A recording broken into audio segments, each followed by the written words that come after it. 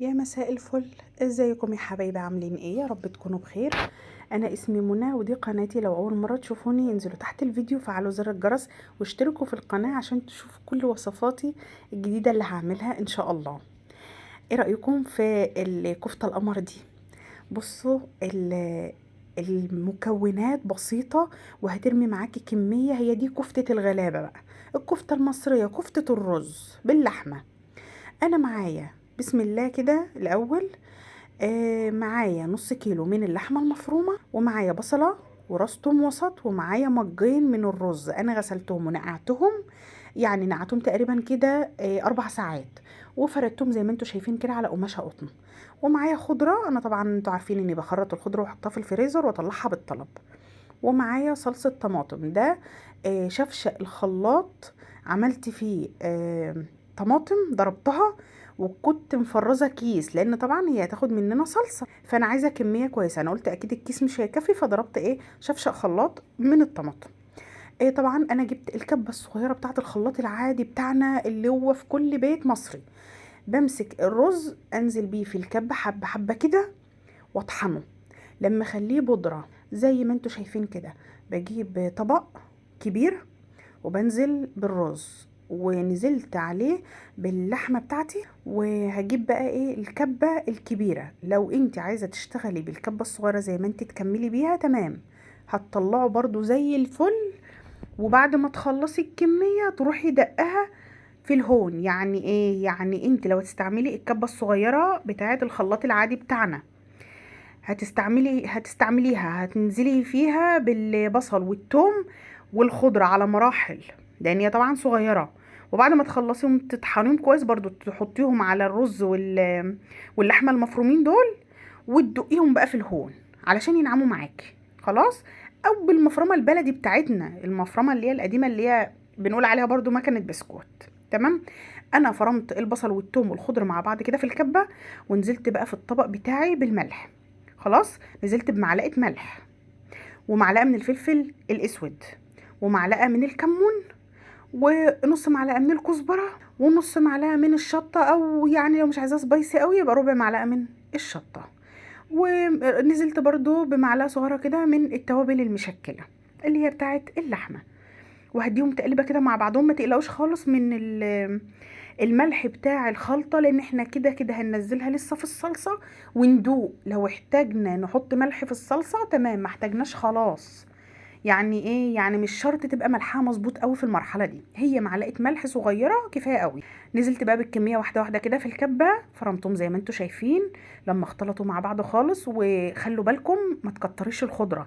انا الخضرة بتاعتي حاطة معلقة واحدة من اللي انا كنت اصلا مخرطاه وعيناه في الفريزر، علشان ما تقلبش معاكي طعميه. هي بيبقى لونها مصفر وفتح كده زي ما انتوا شايفين. هنجيب بقى حله كده، اي حله مش شرط لا لاصقه ولا كلام انا جايبه حله ستانلس، ولو ألمونيا هتبقى زي الفل. ونزلت بقى اصغر بصله عندك تخرطيها زي ما انا عملت كده، وتخرطي عليها 3 فصوص توم، وتنزلي بشويه زيت وترفعيهم على النار يتشوحوا. خلاص هما كده اتشوحوا، تنزلي بقى بالصلصه بتاعتك. انا نزلت بالكيس اللي انا قلت لكم عليه اللي هو كان مجمد، وكنت عامله برضو طبق كده اللي هو شفشق خلاط من الطماطم، ضفته عليه. تمام. لان هي دي هتبقى اللحمه بتاعتنا والخضار بتاعنا. برفعهم بقى على النار، ما بضيفش اي حاجه تانية، لا بحط ملح ولا اي توابل. برفعها على النار لما تفك كده معايا. وبجهز بقى معايا الكفته بقى، كنت انا عايزه اعملها كورها على اساس تبقى جاهزه معايا. بتجيبي طبق فيه شويه زيت وتدهني ايديكي.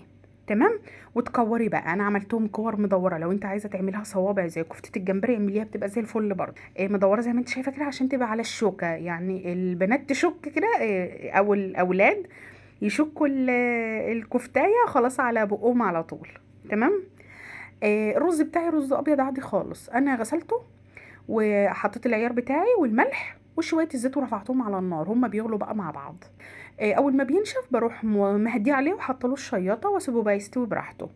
انا خلاص خلصت الكميه. شوفوا ما شاء الله الطبق الابيض دوت ما شاء الله كبير مش صغير، واخد برضو كميه. وصينيه تانية عندي ستانلس كده طويله برضو مليتها زي ما انتوا شايفين.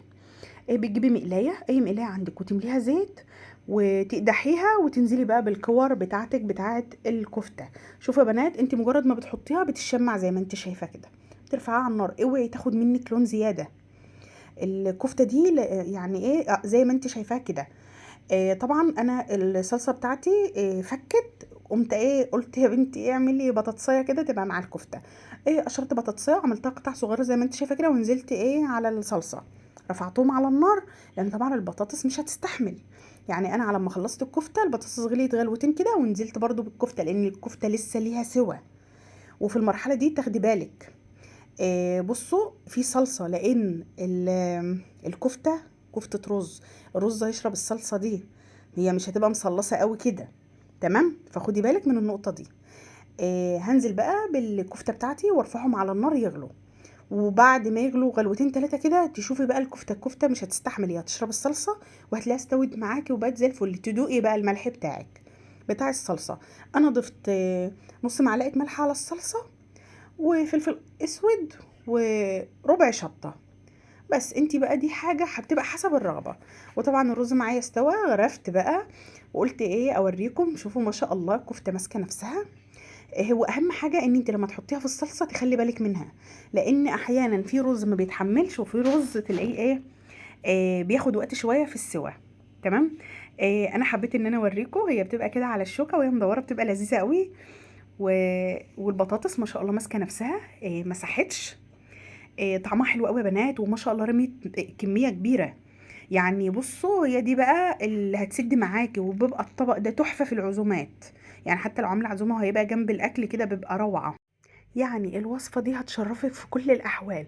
ممكن تقدميها مع رز ابيض زي ما انا عملت، او مع مكرونه، او مع طبق رز بشعريه، وممكن بعيش كمان، والف هنا.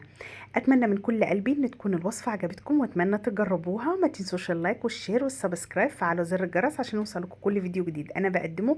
كنت معاكم انا منى غيث، باي باي.